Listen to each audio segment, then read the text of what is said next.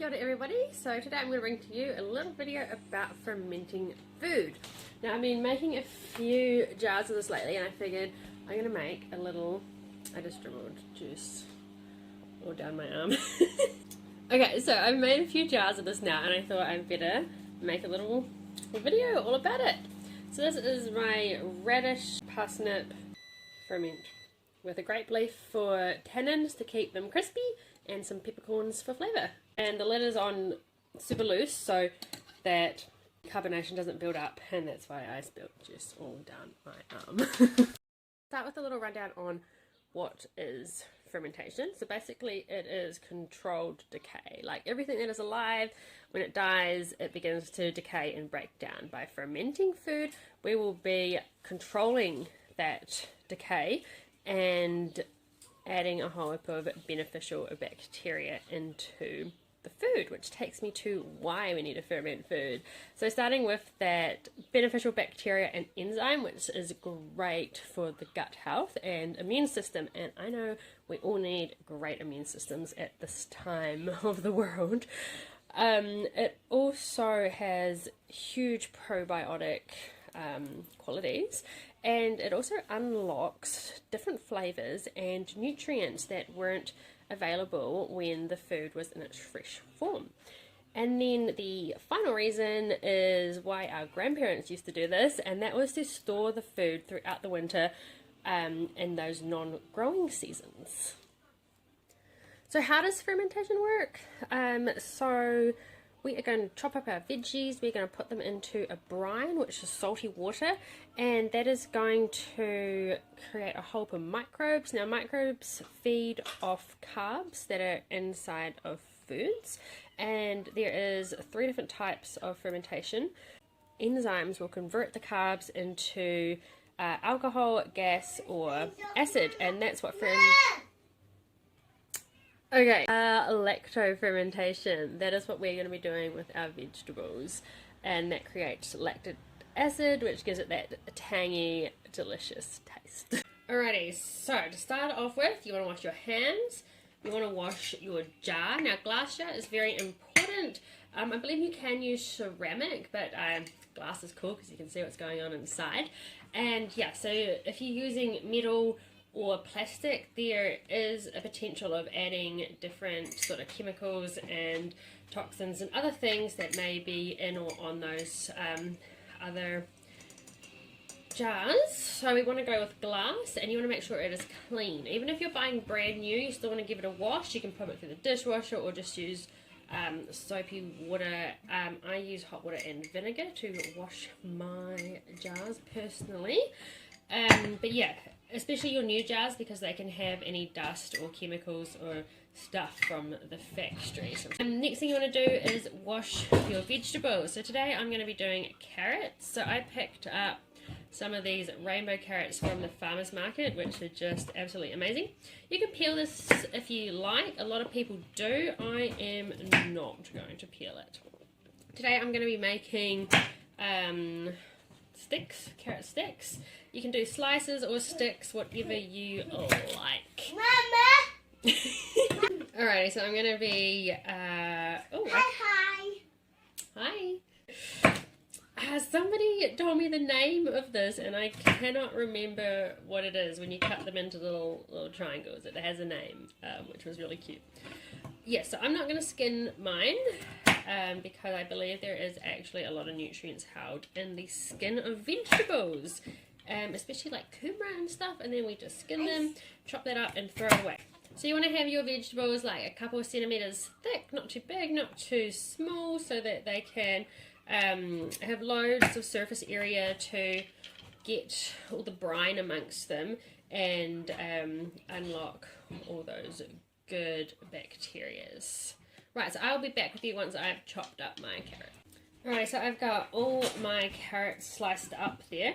Now what I'm going to do is, there is a little golden ratio on how to get the perfect amount of salt every single time. So what I've been doing is I've just been like, oh yeah, this jar looks like it needs about 1.5 teaspoons of salt. Since I am making a video about this, I figured I should find out proper measurements and whatnot for you guys so I don't set you up to fail. I've got a set of kitchen scales. These are super cheap, inexpensive. You can pick them up from almost anywhere, and they are going to ensure that you have the perfect salt ratio every single time. So I can give you measurements of water and salt, but every salt is different.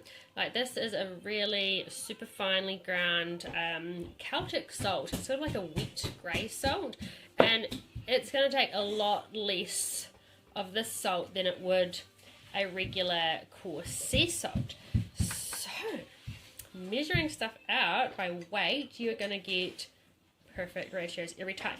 So the key is we want to take the weight of our vegetables plus the weight of our water, times that by 0.25, and that is going to give us the exact amount of salt. So for example, you got 400 grams of veggies, 200 grams of water, 600 grams in total, times that by 0.025, and that is going to give us 15 grams of salt. So let's check this out. What are we going to get? So I've put on my glass, I've tiered that down to 0, and now I'm going to get my veggie weight.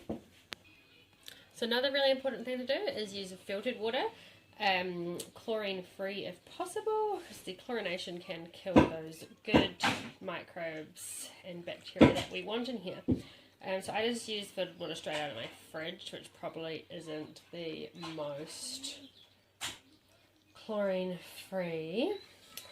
Right, there we go. I now have my water weight, my veggie weight, and I will calculate that up and be back. Alrighty, so I have my beautiful purple water from my carrots, so I'm going to pop that back onto my scales. I'm going to tear that down to 0. I'm going to get my salt, so I need 28 grams of salt. So 4 grams, 8 grams, 28 grams seems an awful lot compared to, like, I would have just put a teaspoon in, and I'm going for like a lot of teaspoons, but I'm going to trust in the method, trust in the measurements. And what do I want? I want 28, 25, 28. Beautiful. There we go. Alright, so I'm going to stir that up, give it a little dissolve. You don't necessarily... Yo, look at that, it's turned the water grey. That is... you can just sprinkle your salt straight into your jar. You don't necessarily need to dissolve it. But I like to, because I just feel like it's going to give a better and more even result. A little tip to keep your veggies crispy is to put something with high tannins inside the jar. So grape leaves are really, really amazing to do that.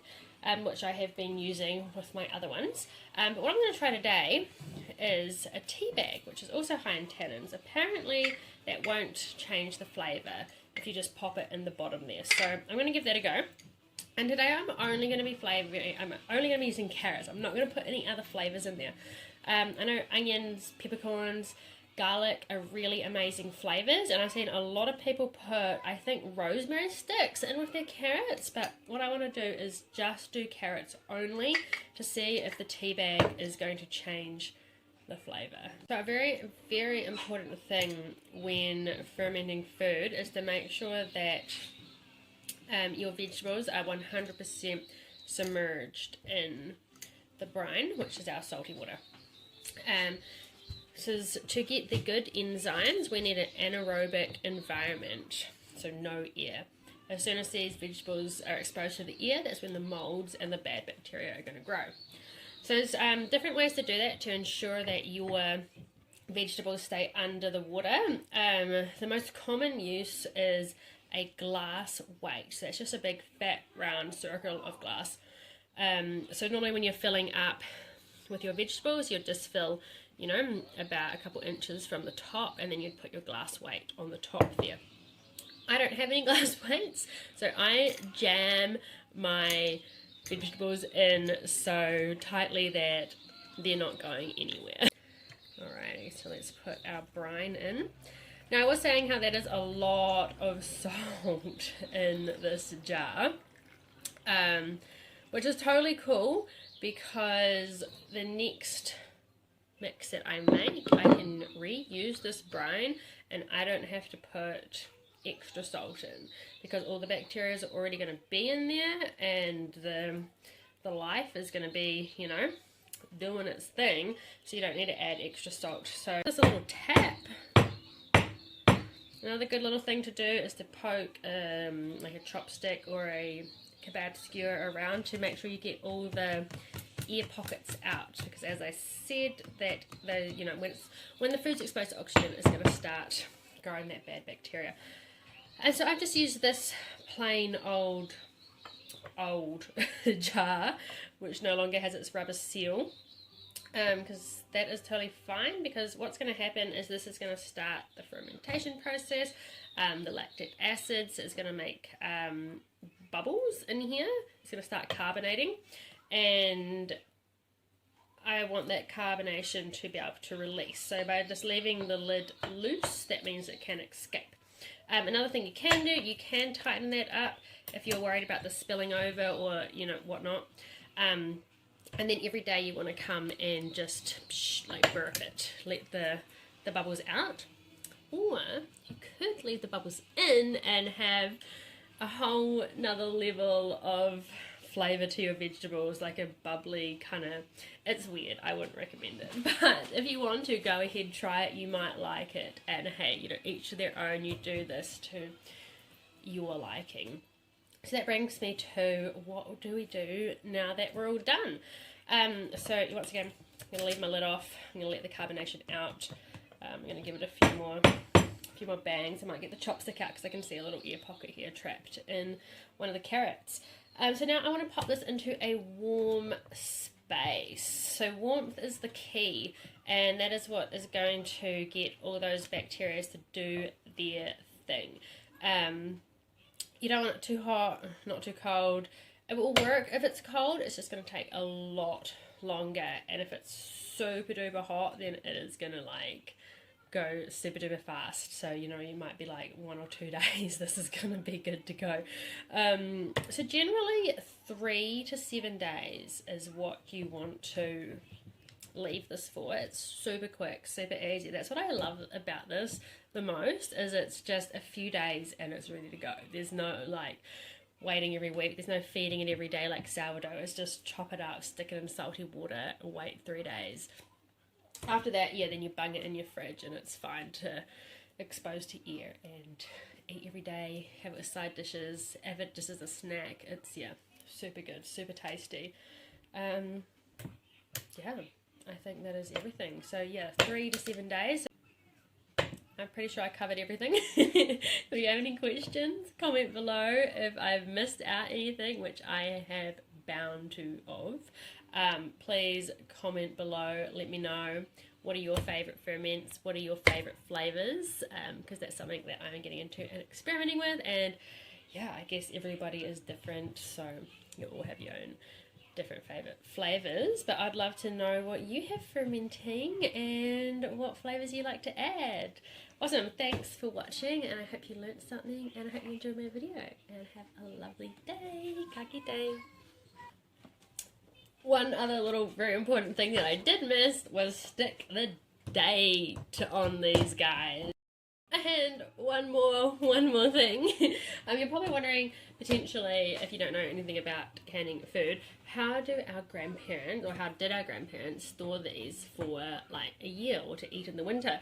So that comes down to pressure canning, and that is when you use like your AG jars with those little rings and the little lids with the seals on it, and then you water bath them or you pressure cook them, and then that pops the top down and it's considered canned, and that is good for like most things up to 6 months to a year. And then yeah, that's how our grandparents used to eat their fresh summer produce all year round.